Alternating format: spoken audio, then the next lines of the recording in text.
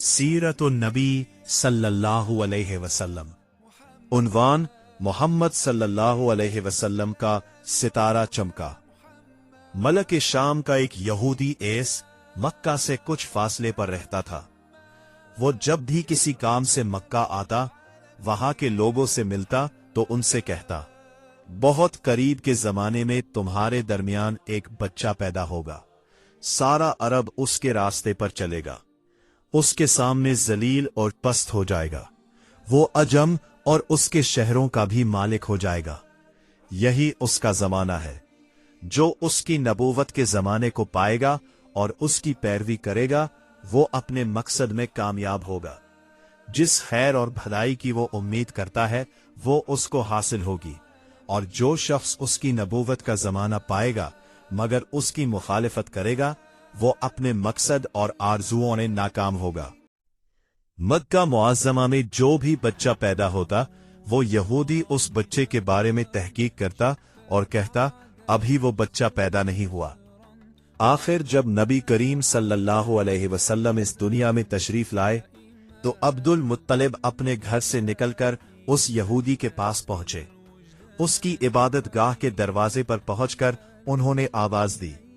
S ने पूछा, कौन है? उन्होंने अपना नाम बताया। पूछा, तुम इस बच्चे के बारे में क्या कहते हो? इसने उन्हें देखा, फिर बोला, हाँ, तुम ही इसके बाप हो सकते हो। बेशक वो बच्चा पैदा हो गया है जिसके बारे में मैंने तुम लोगों से कहा करता था। वो सितारा आज तुलू हो गया है जो इस बच्चे की पैदाइश की अलामत है, और उसकी अलामत यह है कि इस वक्त इस बच्चे को दर्द हो रहा है। ये तकलीफ उसे 3 दिन रहेगी और उसके बाद ये ठीक हो जाएगा। राहिब ने जो ये कहा था कि बच्चा 3 दिन तक तकलीफ में रहेगा, तो उसकी तफसील ये है कि आपने 3 दिन तक दूध नहीं पिया था। और यहूदी ने जो ये कहा था कि हाँ, आप ही इसके बाप हो सकते हैं, इससे ये मुराद है कि अरबों में दादा को भी बाप कह दिया जाता है। और नबी करीम सल्लल्लाहु अलैहि वसल्लम ने एक बार खुद फरमाया था, मैं अब्दुल मुत्तलिब का बेटा हूं। यहूदी ने अब्दुल मुत्तलिब से यह भी कहा था, इस बारे में अपनी जुबान बंद रखें, यानी किसी को कुछ ना बताएं, वरना लोग इस बच्चे से जबरदस्त हसद करेंगे। इतना हसद करेंगे कि आज तक किसी ने नहीं किया, और उसकी इस कदर सख्त मुखालफत होगी कि दुनिया में किसी और की इतनी मुखालफत नहीं हुई। पोते के मुतालिक ये बातें सुनकर अब्दुल मुत्तलिब ने ईस से पूछा, इस बच्चे की उम्र कितनी होगी? यहूदी ने इस सवाल के जवाब में कहा, अगर इस बच्चे की उम्र तबाही हुई तो भी 70 साल तक नहीं होगी, बल्कि इससे पहले ही 128 या 63 साल की उम्र में वफात हो जाएगी, और इसकी उम्मत की औसत उम्र भी इतनी होगी। इसकी पैदाइश के वक्त दुनिया के बत टूट कर गिर जाएंगे। ये सारी अलामात इस यहूदी ने गुज़श्ता अंबिया की पेशगोइयों से मालूम की थी, और सब बिल्कुल सच साबित हुई। कुरैश के कुछ लोग अमरू बिन नुफैल और अब्दुल्ला बिन हजश वगैरह एक बत के पास जाया करते थे। ये उस रात भी उसके पास गए जिस रात आप सल्लल्लाहु अलैहि वसल्लम की पैदाइश हुई। उन्होंने देखा वो बुत औंधे मुन्हे गिरा पड़ा है। उन लोगों को ये बात बुरी लगी। उन्होंने उसको उठाया, सीधा कर दिया, मगर वो फिर गिर गया। उन्होंने फिर उसको सीधा किया, वो फिर उल्टा हो गया। उन लोगों को बहुत हैरत हुई, ये बात बहुत अजीब लगी।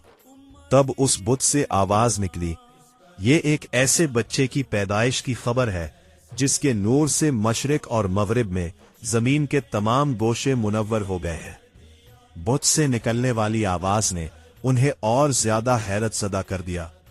इसके अलावा एक वाकया ये पेश आया कि ईरान के शहंशाह किसरा नौशीरवान का महल हिलने लगा और उसमें शगाफ पड़ गए। नौशीरवान का ये महल निहायत मजबूत था, बड़े बड़े पत्थरों और चूने से तामीर किया गया था। इस वाक़े से पूरी सल्तनत में दहशत फैल गई। शगाफ पड़ने से खौफनाक आवाज भी निकली थी। महल के 14 कमरे टूटकर नीचे आ गिरे थे। आपकी पैदाइश पर एक वाकया ये पेश आया کہ फारिस के तमाम आतिशकदों की वो आग बुझ गई जिसकी वो लोग पूजा करते थे और उसको बुझने नहीं देते थे। लेकिन इस रात में एक ही वक्त में तमाम के तमाम आतिशकदों की आग आनन फानन बुझ गई। आग के पूजने वालों में रोना पेटना मच गया। किसरा को ये तमाम इत्तलात मिली तो उसने एक काहिन को बुलाया।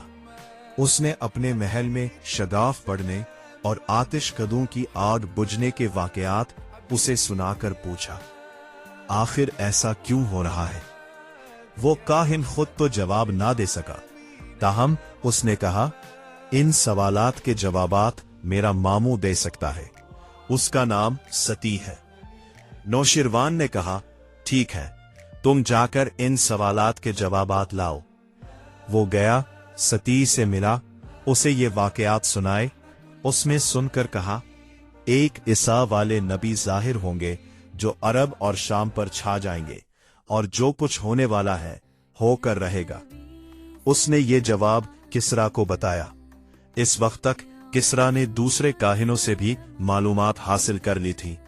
चुनांचे ये सुनकर उसने कहा, तब फिर अभी वो वक्त आने में देर है, यानी इनका गलबा मेरे बाद होगा। पैदाइश के 7वें दिन अब्दुल मुतल्लिब ने आपका अकीका किया और नाम मोहम्मद रखा। अरबों में इससे पहले ये नाम किसी का नहीं रखा गया था।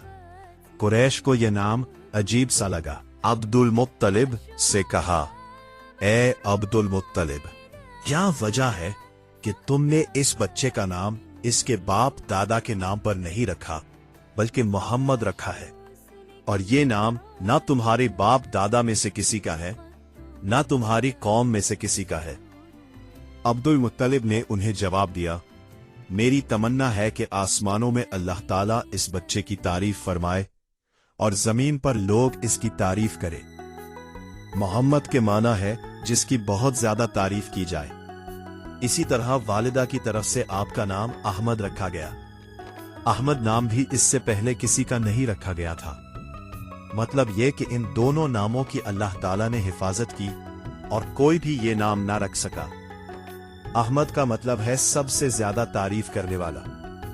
अल्लामा सहीली ने लिखा है, आप अहमद पहले हैं और मोहम्मद बाद में, यानी आपकी तारीफ दूसरों ने बाद में की। इससे पहले आपकी शान यह है कि आप अल्लाह ताला की सबसे ज्यादा हम्दो सना करने वाले हैं। पुरानी किताबों में आपका नाम अहमद जिक्र किया गया है।